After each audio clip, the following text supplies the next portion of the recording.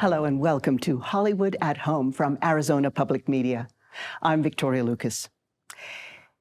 You know, when you head down any major street in America, well, anywhere in the world, really, you'll probably see a pair of golden arches outlined against the sky.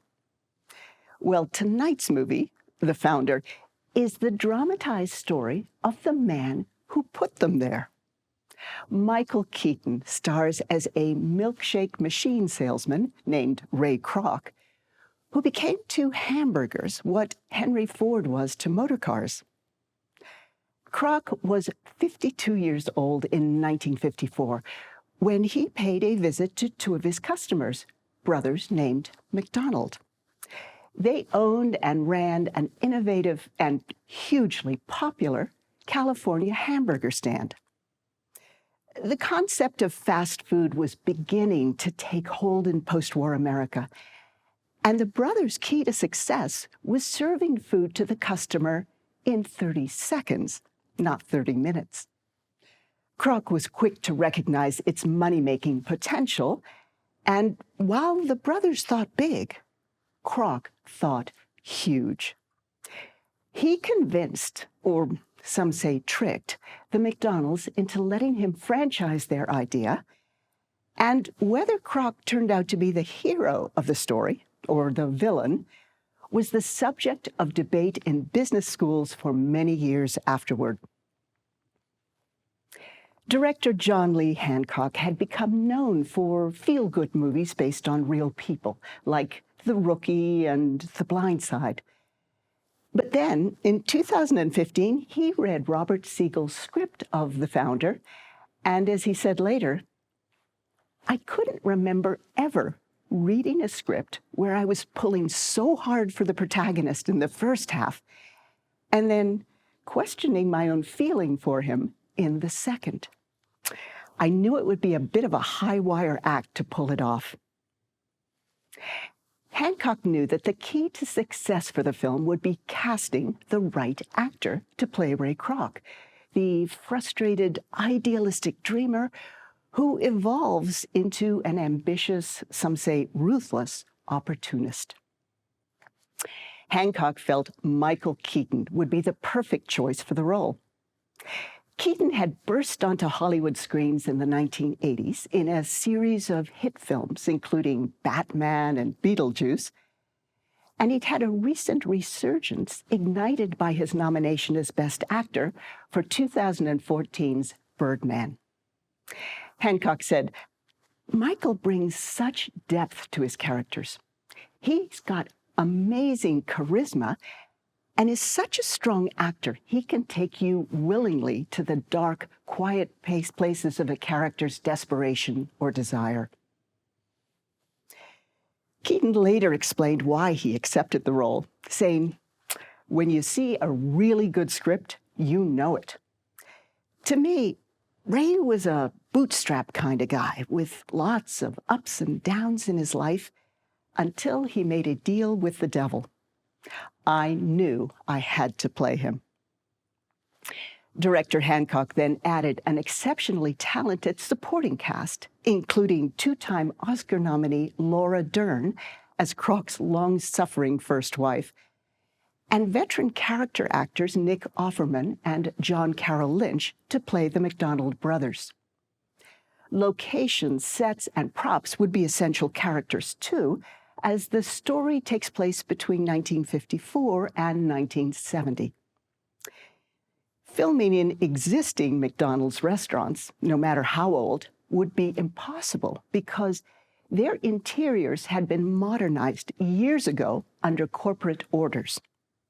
So, Hancock called on production designer Michael Korenblith to recreate the early restaurants. Korenblith's credits include Apollo 13 and The Alamo, so he was no stranger to movies based on real events. And he was determined to make the details as authentic as possible. He began by studying early McDonald's training films and manuals, and was thrilled to find copies of blueprints for the original restaurant for sale on eBay for $25. A full-scale, fully furnished set, suitable for both interior and exterior scenes, was constructed in a church parking lot outside of Atlanta, which conveniently was a major film production hub. It even had a working kitchen, which led to some unexpected red tape. Corin Bliff said, it turned out we had to get permits to bring us up to almost restaurant standards. Water, heating, air conditioning, and electric all had to be up to code because we were preparing food, even if no one ate it. Principal photography began on June 1st, 2015, and Michael Keaton quickly justified the director's casting choice. Hancock later said, Michael was so locked in. It was amazing to watch. Sometimes I even forgot to call cut at the end of a scene. I just wanted him to keep going. Laura Dern agreed, saying, Michael doesn't play it safe. He doesn't need his character to be liked or disliked. He's only interested in telling the truth. And Keaton was equally taken with his co-stars, saying Lynch and Offerman were fabulous. Their very first day of filming was an 8-page dialogue scene where the brothers tell Ray their story. Well, I came into work figuring, okay, there'll be several takes and different cuts, but when the camera rolled, they did the whole thing without a stop. I almost forgot my lines. I was so mesmerized by how good they are.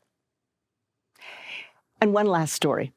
When you watch the movie, you'll notice a sequence where the McDonald brothers work with some of their young employees to plan the precise kitchen setup needed for their new hamburger assembly line, the concept that turned out to be as revolutionary in the restaurant business as Henry Ford's was in building cars. Now, in the brothers' case, they used a tennis court to carefully map out how the cooks and servers would work around one another. In the script, this was a quick little scene, but director Hancock had other ideas. He told his crew, I want to shoot this like a Busby Berkeley musical, like with high shots pulling straight up. I want it to be a dance. The dance of the kitchen. So, with the kitchen equipment in place, based on the original blueprints, a group of young actors were hired to rehearse for 3 weeks with a choreographer in order to get their moves, and the camera moves, exactly right. I think you'll agree it's a wonderfully visual way to understand the brothers' ideas. So now, please sit back, maybe make yourself a milkshake, and enjoy the story of a complicated man who almost single-handedly changed the way millions of us eat. I guarantee you'll never again think of McDonald's in quite the same way. From 2016, it's The Founder.